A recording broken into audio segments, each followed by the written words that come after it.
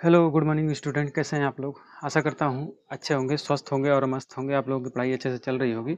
तो बताइए ज़रा, पिछला क्लास आप लोगों ने देखा होगा तो आप उन लोगों को समझ में आया होगा। दो चर वाले रैखिक समीकरण हम पढ़ रहे थे जिसमें, ठीक है। तो सारे कॉन्सेप्ट आप लोगों ने देख लिया होगा। यदि आप नए हैं तो पहले जा करके वीडियो, पिछला वाला वीडियो देखिए जिसमें हम लोगों ने इसके कॉन्सेप्ट को डिस्कस किया था कि इसके दो चर वाले रैखिक समीकरण के युग्म के सभी हम लोगों ने फिनोमिना सब कुछ समझ लिया था, ठीक है। अब आगे उसके हम समझने वाले हैं एक्सरसाइज, ठीक है। ग्राफ से किसी भी दो समीकरण युग्म को हल करना ग्राफ से सिखा दिया था, ठीक है।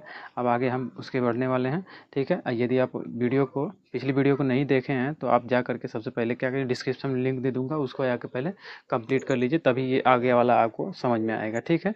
तो चलिए हम शुरू करते हैं। सब शुरू करने से पहले एक काम कीजिए, आप कि वीडियो को लाइक कीजिए और चैनल को सब्सक्राइब कर दीजिए और ज़्यादा से ज़्यादा लोगों तक शेयर कीजिए, ठीक है। तो आइए हम शुरू करते हैं बिना किसी समय को बर्बाद किए हुए। चलिए आइए शुरू करते हैं। पहली एक्सरसाइज हमारी 3.1 है, ठीक है। जिसमें पूछ रहा है हमसे, क्या बोल रहा है, पहला क्वेश्चन ही बोला है कि निम्नलिखित समस्याओं में रैखिक समीकरण युग्म बनाइए। मतलब जो भी आपको नीचे क्वेश्चन दिया गया है, समस्या दी गई है, उसका क्या करिए, समीकरण युग्म बनाइए, मतलब समीकरण बनाइए और उनके ग्राफी विधि से हल कीजिए और उनको ग्राफी विधि से हल कीजिए, ठीक है। हल निकालिए, हल ज्ञात कीजिए, ठीक है।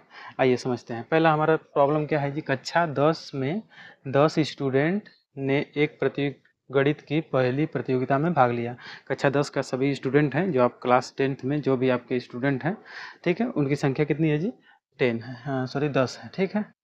भाग लिए हैं। यदि लड़कियों की संख्या लड़कों की संख्या से 4 अधिक है, लड़कियों की संख्या क्या है, लड़कों की संख्या से 4 अधिक है, तब आप प्रतियोगिता में हो तो प्रतियोगिता में भाग लेने वाले लड़कों तथा लड़कियों की संख्या ज्ञात कीजिए ना, ये आपका क्वेश्चन है।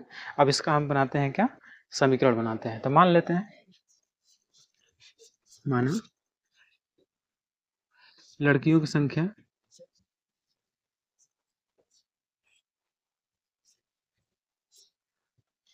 लड़कियों की संख्या यक्स है तथा लड़कों की संख्या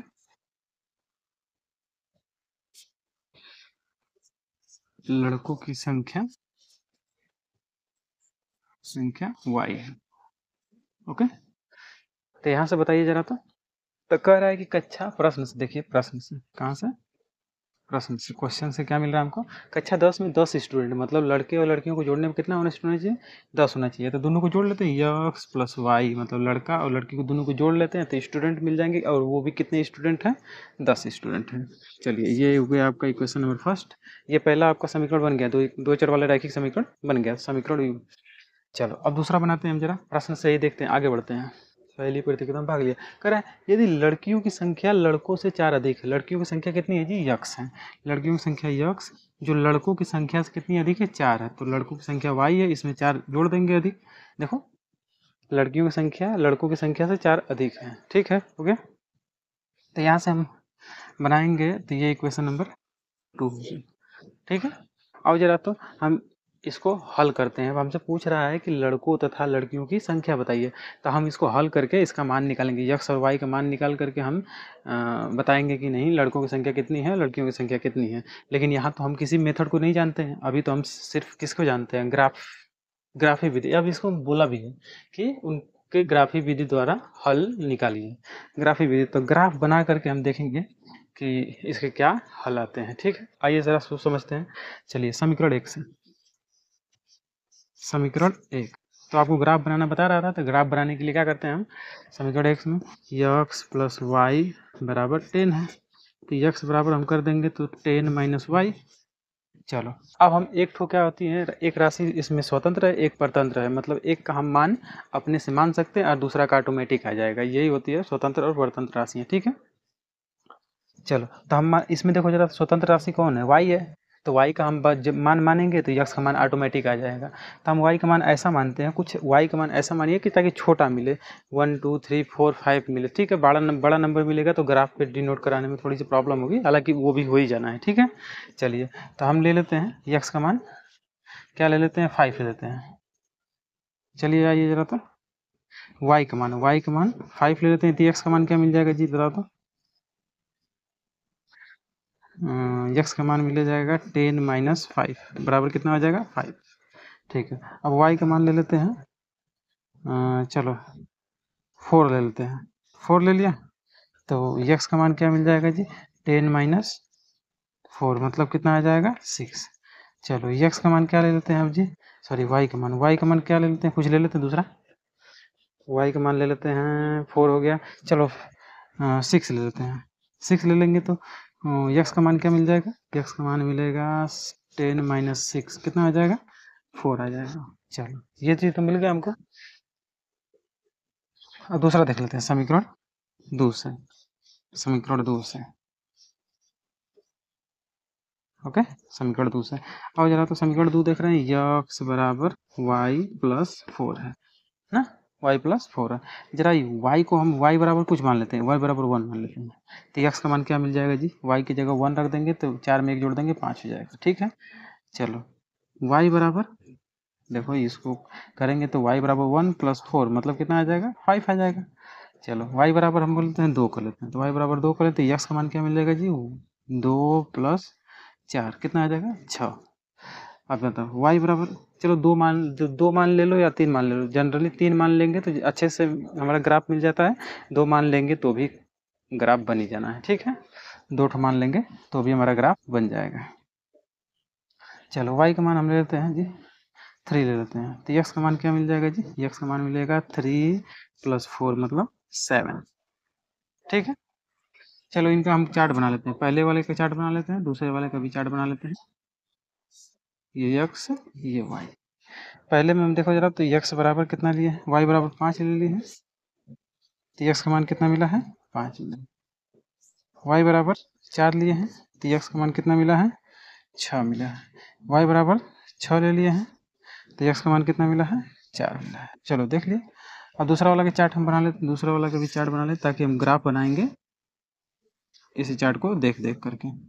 चलो x y बराबर x हो गया y बराबर 1 पे x का मान कितना आया है 5, y बराबर 2 पे x का मान कितना आया है 6, y बराबर 3 पर x का मान कितना आया है 7, ठीक। अब हम ग्राफ बनाते हैं,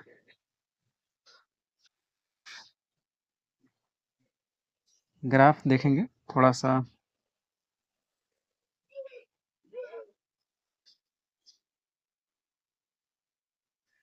ग्राफ देखिए इस पे ग्राफ थोड़ा सा सही नहीं बनेगा, लेकिन आप चार्ट पेपर पे बनाइएगा ग्राफ चार्ट पे, तो उस पर आपका सही सही से पॉइंट मिलता जाएगा। चलो और देखते हैं जरा, यहाँ पर भी हम बनाते हैं, कोशिश करते हैं, बराबर बराबर दूरी पे खींचते हैं, 1 2 3 4 5 6 7 8 9 10, क्योंकि यहाँ पे हमको ज़्यादा से ज़्यादा कितना मिलना है एक्स में, एक्स अक्ष में 7 तक मिलना है, और वाई अक्ष में ज़्यादा से ज़्यादा 6 तक, 1 2 3 4 5 6, चलो 1 2 3 4 5 6 7 8, लिख लेते हैं 1 2 3 4 5 6 7 8 9, आगे भी हो जाएगा, इधर -1 -2 -3, ये -1 -2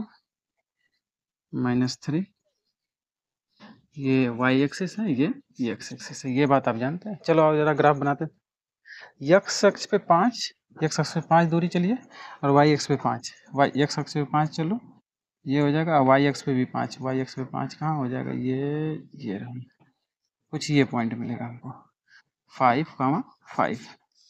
चलो एक पॉइंट मिल गया हमको, x अक्ष पे 6 और y अक्ष पे 4, x अक्ष पे 6 और y अक्ष पे 4, देखो ये पॉइंट मिल जाएगा हमको 6, 4। चल x अक्ष पे 6, x अक्ष पे 4, y अक्ष पे 6, x अक्ष पे 4, y अक्ष पे 6, x अक्ष पे 4, y अक्ष पे 6, देखो ये मिल जाएगा 4, 6, ठीक है। अब इस तीनों पॉइंट को सीधा मिलाओ, इन तीनों पॉइंट को सीधा मिलाते हैं, एकदम सीधा। अगर आप इंची से खींचेंगे, प्रकार से खींचेंगे, तो देखो इस तरह से आपका एक ग्राफ मिलेगा। ये कौन सा, किस इक्वेशन का है जी? पहले वाले की, x प्लस वाई बराबर 10 का है ये। अब दूसरा वाला खींचते हैं, x अक्ष पे 5, y अक्ष पे 1, x अक्ष पे 5, y अक्ष पे 1, यही होगा ये यहाँ पे 5, 1। x अक्ष पे 6 और y अक्ष पे 2, x अक्ष पे 6 और y अक्ष पे 2, यहाँ पे मिल जाएगा 6, 2। x अक्ष पे 7, y अक्ष पे 3, 7 और 3, 7 और 3 कहाँ मिल जाएगा जी? ये जाएगा ऐसे करके यहाँ पे 7, 3, 7, ठीक है। अब तीनों पॉइंट को मिलाओ। अब तीनों पॉइंट को ऐसे मिलाएंगे, कुछ इस तरीके से आपका ग्राफ निकलेगा। तो इनका देखो जरा, तो ये कौन सा इक्वेशन है जी? x बराबर y प्लस 4, देखो बन के ग्राफ। अब ये देखो कि ये दोनों ग्राफ, दोनों रेखाएं एक दूसरे को किस बिंदु पर काटती हैं, तो हम देख रहे हैं 7, 3 पे काट रही हैं, 7, 3 पे काट रही हैं। मतलब x एक्सिस वाला कितना है? 7 है। x को क्या माने हुए हैं जी? लड़कियों की संख्या। तो लड़कियों की संख्या कितनी हो जाएगी? 7। अतः लड़कियों की संख्या यहीं पे लिख देते हैं। लड़कियों की संख्या बताओ तो।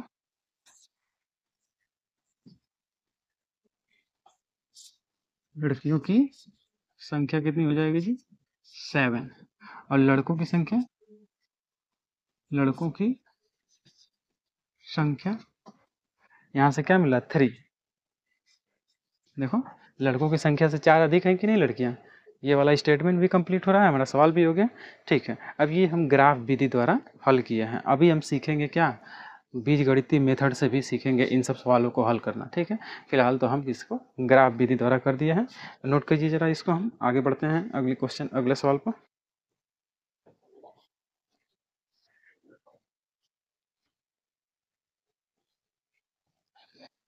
ठीक है, वीडियो को लाइक कीजिएगा और सब्सक्राइब कर दीजिएगा चैनल को, और ज़्यादा से ज़्यादा शेयर भी कीजिए, ताकि और भी जो भाई कोचिंग नहीं पढ़ रहे हैं, कहीं तैयारी नहीं कर पा रहे हैं, किसी से समझ नहीं आ पा रहा है, तो उसको यहाँ पे देखने के लिए बोलिए, ताकि वो समझे आगे। चलो आगे बढ़ते हैं हम लोग अगले क्वेश्चन पे।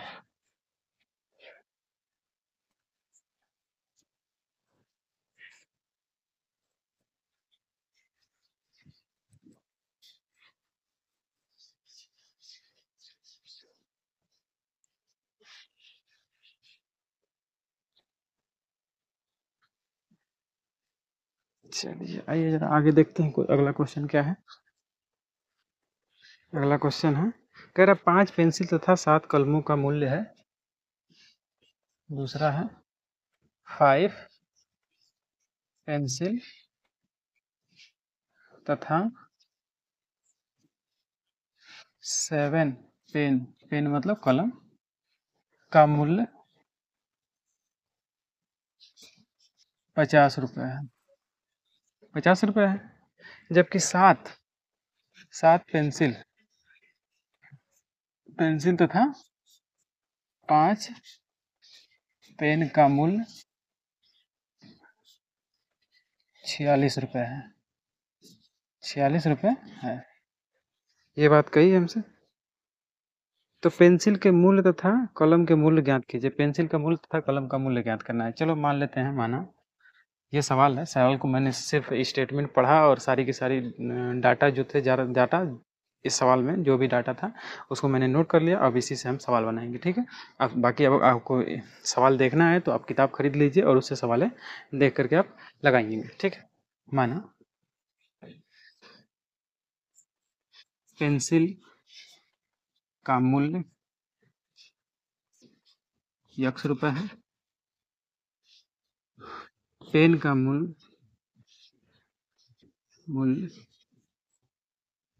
y रुपये है, ठीक है। चलो, अगर एक पेंसिल का मूल्य x रुपये है तो 7 पेंसिल का कितना हो जाएगा? 7x हो जाएगा।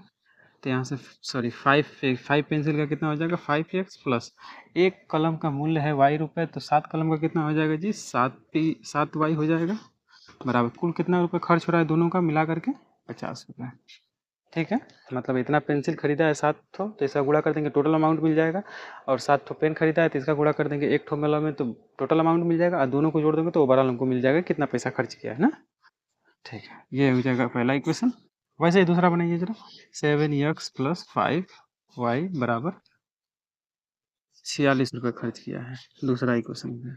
अब इसको भी तो ग्राफ से करना है, अभी तो हम कोई मेथड नहीं जानते हैं, ग्राफ से करते हैं, ये जरा तो ग्राफ से करते हैं। तो समीकरण 1 ले लेते हैं, समीकरण 1 से तो यहाँ से देखो जरा 5x प्लस 7y बराबर 50। तो यहाँ से देखेंगे 5x, यहाँ से 5x को रोक लेते हैं, बाकी सबको उधर भेज देते हैं, 50 माइनस 7y। तो यहाँ से x बराबर निकालेंगे तो 50 माइनस 7y बटा 5।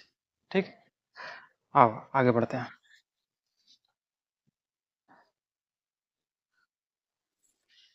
चलो y का मान मानते हैं, कुछ y का मान मान लेते हैं हम इस बार 5 मान लेते हैं। तो x का मान क्या मिल जाएगा जी, देखो जरा y की जगह 5 रख देंगे तो 50 माइनस 7 बचे 35, 35 घटा लेंगे बटा 5, 35 घटाएंगे 50 में से 35 घटा देंगे कितना बचेगा 15, 15 में 5 के भागा दे देंगे कितना बचेगा 3 आ जाएगा। चलो y बराबर इस बार ले लेते हैं 10, कितना ले लें इस बार 0 ले लेते हैं, एक बार 0 ले लेते हैं, तो y बराबर 0 ले लेते हैं, x का मान क्या मिल जाएगा 50 माइनस 0 बटा 5, कितना आ जाएगा 10 आ जाएगा। ठीक है, 2 पॉइंट ले लेते हैं, कोई दिक्कत नहीं, 2 ही पॉइंट ले लेते हैं। ठीक है, अब देख लेते हैं समीकरण समीकरण 2 से समीकरण 2 क्या है 7x प्लस 5y बराबर 46। तो यहाँ से 5y को रोक लेते हैं इधर ही, और 46 माइनस 7x उधर भेज देते हैं। तो यहाँ से y बराबर क्या मिल जाएगा जी 46 माइनस 7x बटा 5। आप बताओ यक्स का ऐसा क्या मान ले लें कि देखो कोशिश करेंगे, कुछ भी नंबर लेंगे तो कुछ ना कुछ तो आएगा ही, ठीक है, लेकिन हम कोशिश ये करेंगे कि एक क्या हो इंटीजर हमको मिले, एक पूर्णांक हमको मिले, समझ में आया ना, कि न कि दशमलव में मिले, न ही कि बटा में मिले, कुछ ही चीज़ में नहीं मिले, कोशिश हम करेंगे कि ज़्यादा से ज़्यादा संख्या हमको क्या मिले पूर्णांक में मिले। चलो यक्स बराबर हम क्या कर लेते हैं 3 रख लेते हैं, यक्स बराबर 3, तो वाई का मान देखो जरा, तो 46 माइनस 3 7 21 होता है, 21 बटा 5।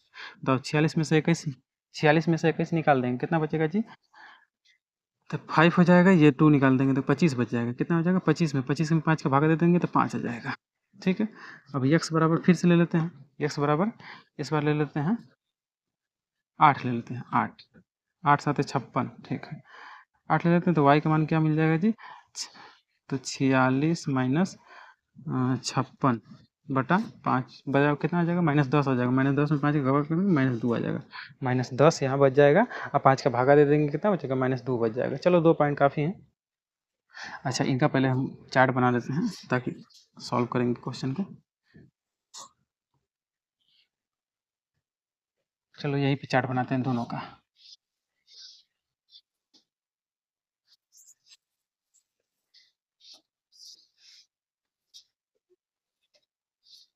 एक्स वाई, चलो पहला वाला हम देखो जरा, तो एक्स बराबर वाई बराबर 5 पे, वाई बराबर 5 पे एक्स का मान कितना आया है 3 आया है, वाई बराबर 0 पे एक्स का मान कितना आया है 10 आया है। और दूसरा वाला चार्ट क्या है,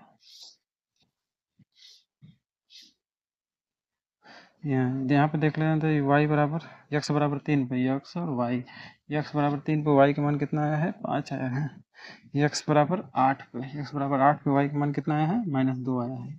चलो और चार्ट बनाते हैं जरा,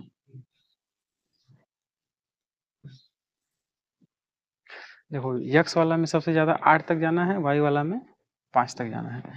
एक्स वाला में 8, 1 2 3 4 5 6 7 8, 1 2 3 4 5 6 7 8 9 कर लेते हैं इधर, 1 2 3 4 5 6, यहाँ रहने देते हैं, माइनस माइनस वाला भी कर लेते हैं, -1 -2 -3 1 -1 -2 -3, चलो आ जाओ जरा, तो अब बनाते हैं चार्ट, ग्राफ बनाते हैं। यक्स पे 3, यक्स अक्ष पे 3 चलिए, और वाई अक्ष पे 5। यक्स अक्ष पे 3 और वाई अक्ष पे 5। कुछ पॉइंट ये मिलेगा हमको, ये वाला एक तो मिल जाएगा पॉइंट, क्या 3,5। यक्स अक्ष पे 10 और वाई अक्ष पे, यक्स अक्ष पे 10 है, इधर बढ़ा लेते हैं 10। यक्स अक्ष पे 10 है, वाई अक्ष पे 0। 10 ये मिल जाएगा हमको, 10,0। ठीक है, अब इन दोनों को पॉइंटों को आपस में मिला दीजिए। इन दोनों पॉइंटों को आपस में मिलाएंगे, कुछ ऐसे ग्राफ मिलेगा एक तो। दूसरा वाला देखना, यक्स पे 3, वाई पे 5। यक्स पे 3 और वाई पे 5, यही पॉइंट मिल जाएगा। यक्स पे 8 और वाई पे -2। यक्स पे 8 और वाई पे -2 नीचे मिल जाएगा ना, यहाँ पे मिलेगा। यक्स पे 8, वाई पे -2। चलो इन दोनों को मिलाओ जरा, तो इन दोनों को मिलाएंगे, ऐसे कर जाएगा। देखो मिला। चलो, तो अब देखो, जहाँ पे दोनों ग्राफ एक दूसरे को कट करते हैं, जहाँ पे दोनों ग्राफ एक दूसरे को कट करते हैं, वही उसका क्या होता है, हल होता है। देखो, तो यक्स, ये पहला वाला क्या बता रहा है, यक्स एक्सिस को, दूसरा वाला वाई एक्सिस को। तो यहाँ पे यक्स बराबर क्या माने हुए हैं, यक्स बराबर पेंसिल का मूल्य माने हुए हैं। तो पेंसिल का मूल्य कितना हो जाएगा जी, बताओ जरा, तो इधर ही लिख देते हैं। पेंसिल का प्राइस कितना हो जाएगा, पेंसिल का 3 रुपये यहाँ से। और पेन का बताओ थोड़ा, पेन का प्राइस कितना हो जाएगा, 5 रुपये। ठीक है, आपका ये आंसर है, नोट कर लेंगे। स्क्रीनशॉट लीजिए, आगे बढ़ेंगे हम।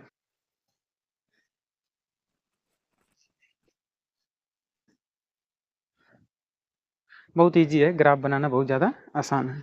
ठीक है, इसमें कुछ भी दिमाग नहीं लगाना है, बस पॉइंट रखते जाएंगे और सीधे खींचेंगे। और इस पे थोड़ा मुश्किल हो रहा है, लेकिन आप बनाएंगे किस पे, ग्राफ पेपर पे, जिस पे हम लोग ग्राफ खींचते हैं, तो उस पर आपका बेहतरीन तरीके से बनेगा और कुछ भी गलतियाँ नहीं होंगी। ठीक है, चलिए आगे हम समझते हैं इसके।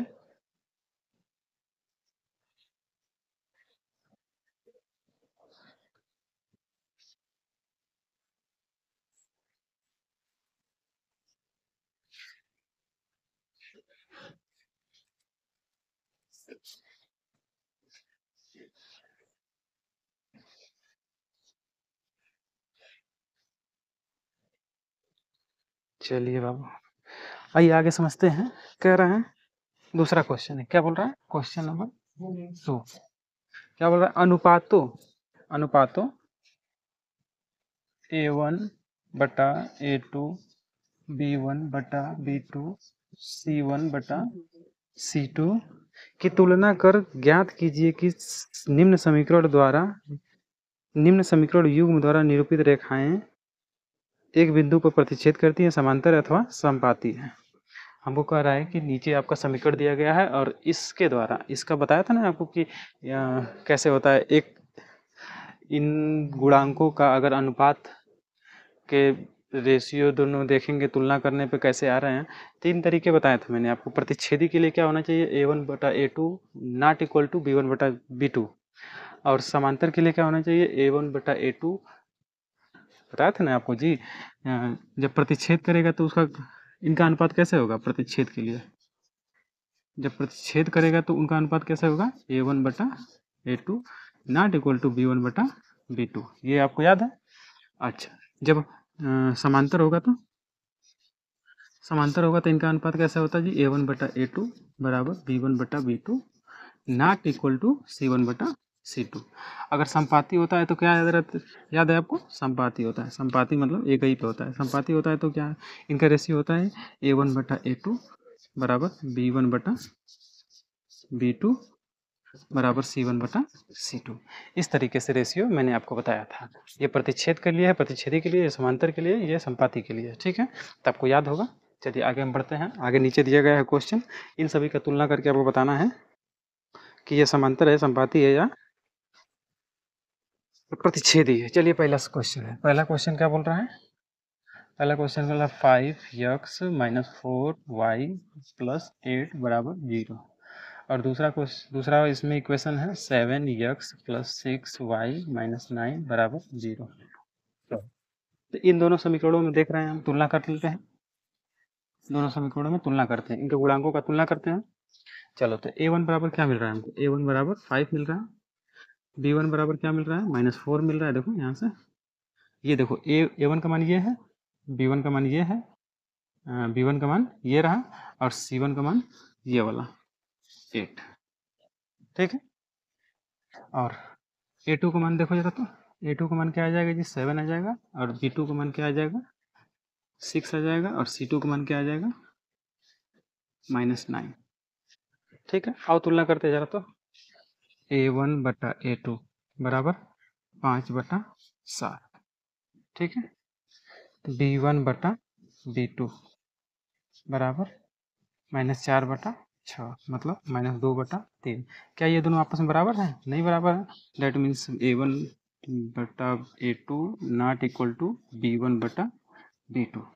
ये वाली कंडीशन सेटिस्फाइड है, मतलब ये दोनों रेखाएं कैसी हैं, प्रतिच्छेदी हैं। हमसे क्या कर रहा है, ये नहीं पूछा हमसे, चेक कीजिए कि प्रतिच्छेद करती हैं कि नहीं।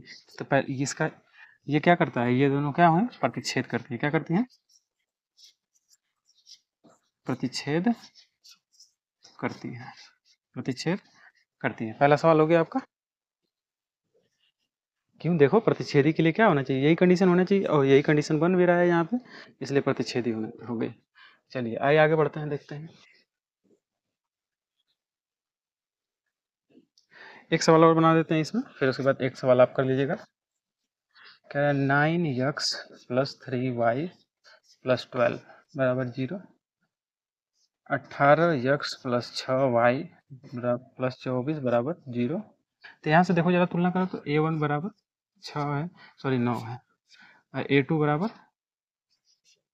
बराबर कितना है जी, 18 है।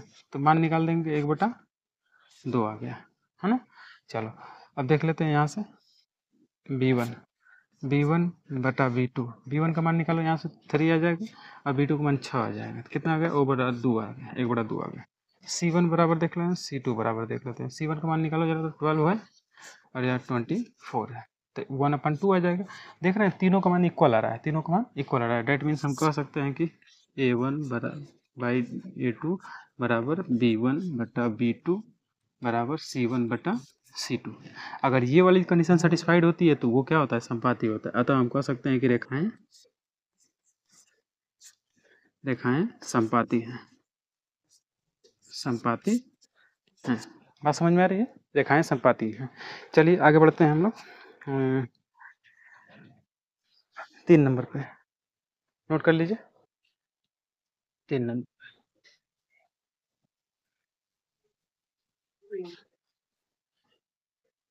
3 नंबर में कह रहा है अनुपातों A1 बटा A2 B1 बटा B2 C1 बटा C2 की तुलना कर ज्ञात कीजिए कि रैखिक समीकरणों के युग्म संगत है या असंगत है। देखो जरा, संगत है या असंगत है, जब दोनों प्रतिच्छेदी रहता है तो संगत भी रहता है। क्या रहता है, संगत रहता है, संगत भी रहता है, संगत रहता है। समांतर रहता है तो संगत नहीं होता है, तो असंगत कर देते हैं, असंगत। और ये भी तो, इसके भी तो देखो, जिसके हल मिलते हैं वो क्या कहलाता है, संगत कहलाता है। इसके तो हल मिल रहे हैं, इसके हल मिल रहे हैं, मतलब बहुत सारे हल मिलेंगे इसके, तो ये भी संगत है। क्या है, संगत कहलाता है, ठीक है। और समांतर वाला में क्या हो जाएगा, असंगत हो जाएगा। मतलब कि ये वाला कंडीशन सेटिस्फाइड होगा तो संगत होगा, ये वाला भी हो जाएगा तो संगत होगा, लेकिन ये वाला होगा तो असंगत होगा। कब असंगत होगा जी, A1 बटा A2 बराबर B1 बटा B2 not equal to C1 बटा C2। अगर ऐसा सेटिस्फाइड हुआ, अगर ऐसा कंडीशन हमको मिलता है तो हम कहेंगे असंगत है। समझे। चलो आओ चेक करते हैं पहले। ऐसे ही तीसरा वाला में देखो, कह रहा 3x + 2y बराबर 5। कोई फर्क नहीं पड़ता, ये इधर रहे चाहे इधर रहे, ठीक है। दोनों इक्वेशन में सेम ही रहना चाहिए। अगर ये बराबर के इधर है तो दूसरे वाले में भी बराबर के इधर ही रहना चाहिए, ठीक है। चलो 2x - 3y बराबर 7। यहाँ से तुलना करो जरा, तो A1 का मान निकालो। A1 डायरेक्ट हम निकाल लेते हैं ना, A1 बटा A2।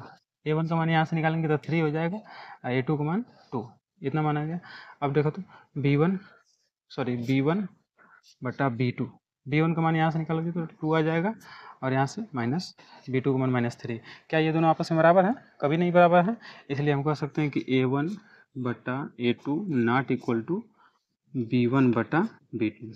अगर ये वाली कंडीशन सेटिस्फाइड हो तो संगत होता है, देखो जरा, प्रतिच्छेदी हो गया ना, ये प्रतिच्छेदी हो गया। तो हमको पता है कि प्रतिच्छेदी प्रतिच्छेद कर रहा है, तो प्रतिच्छेद वाला में क्या हो जाता है, संगत होता है। संगत होता है, संगत होता है, मतलब जिसके हल मिलते हैं वो संगत होता है। असल असल अतः ये दोनों रेखाएं जो हैं ये क्या हैं, संगत हैं। ये दोनों समीकरण जो हैं ये संगत हैं, ठीक है। अब आगे बढ़ते हैं, दूसरा वाला चेक कर लेते हैं हम। दूसरा नंबर, चलो दूसरा नंबर तो कर ही लेंगे, तीसरा नंबर कर लेते हैं। तीसरा नंबर 3/2x + 5/3y = 7। और दूसरा क्या है, 9x - 10y = 14। चलो यहाँ से तुलना करते हैं जी, a1 बटा a2। a1 का मान बताओ जरा, तो 3/2 बटा a2 का मान बताओ तो 9। तो इसको सॉल्व करेंगे तो क्या आ जाएगा, 3/2 × 9 कितना आ जाएगा, हाई काट देंगे तो कितना आ जाएगा, तो 1/3 6 हो जाएगा, 1/6। देखो जरा तो क्या a2 सॉरी b1 बटा b2, इसका भी मान देखो जरा तो, b1 का मान क्या दिया है यहाँ से 5/3 और b2 का मान क्या है -10। इसको सॉल्व करते हैं तो कितना आ जाएगा जी, -5 लिख लेते हैं एक बार, ठीक है, -5/3 × 10, तो कट जाएगा 2 टाइम में, तो कितना आ जाएगा -1/6। देखो इसमें प्लस आया, इसमें माइनस आया, बस फर्क यही है। तो क्या ये संगत होगा, a1 बटा a2 बराबर b1 बटा b2, बराबर है, नहीं बराबर है, इसलिए क्या है, संगत है। ये भी संगत है, ठीक है। आपके इधर होमवर्क से क्या बोलते हैं, एक्सरसाइज, अरे हल क्या बोलते हैं इसको, उत्तर उत्तर में दिया होगा। संगत पहला वाला प्रतिच्छेदी बताए हैं, दूसरा वाला संपाती, तीसरा ना, तीसरा वाला पहला संगत था, दूसरा असंगत, तीसरा संगत, तीसरा संगत, हम तीसरा निकाल रहे थे, सॉरी, ये तीसरा था, संगत है, ठीक है, नोट कर लेंगे। आगे बढ़ते हैं अगले क्वेश्चन पे। ऐसे ही चेक कर सकते हैं बाकी सब, संगत असंगत, बस ध्यान रखना है कि ये प्रतिच्छेदी वाला संगत होगा, समांतर वाला असंगत होगा। बस समांतर वाला ध्यान रखें कि असंगत होगा, बाकी सब संगत होगा। आओ 4 नंबर देखते हैं।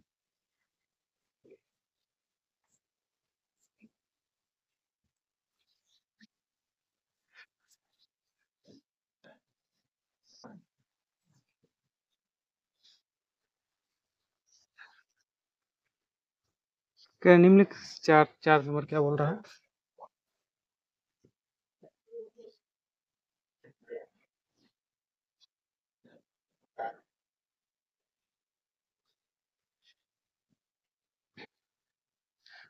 कह रहा है निम्न समीकरणों के युग्मों में से कौन से युग्म संगत हैं, असंगत हैं, यदि संगत है तो ग्राफी विधि द्वारा हल कीजिए। देखो वही है, वैसे ही सवाल है, इसमें क्या करना है, संगत असंगत छाट लेंगे और जो संगत रहेगा उसका हल निकालना है, किस विधि से, ग्राफी विधि द्वारा, ठीक है। असंगत होगा तो वो समांतर होगा तो उसका कोई हल ही नहीं होगा, लेकिन असंगत वाला में असंगत वाला में तो कोई हल ही नहीं होगा, और लेकिन संगत वाला में हल होगा, तो इसको ग्राफी विधि द्वारा निकालेंगे, ठीक है।